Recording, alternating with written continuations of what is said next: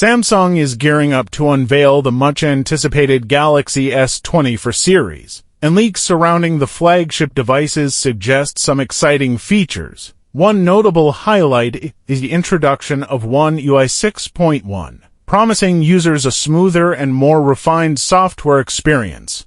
Leaked information indicates that Samsung has made significant improvements to animations, frame rates, and power efficiency, providing a potential edge over previous models. The inclusion of an AI camera feature is also anticipated to enhance low-light zoom performance, catering to photography enthusiasts. Among the leaked details, the Galaxy S24 Ultra stands out with its reported polished feel and robust build. The device features a durable titanium frame and a flat screen, addressing concerns about potential scratches and breaks.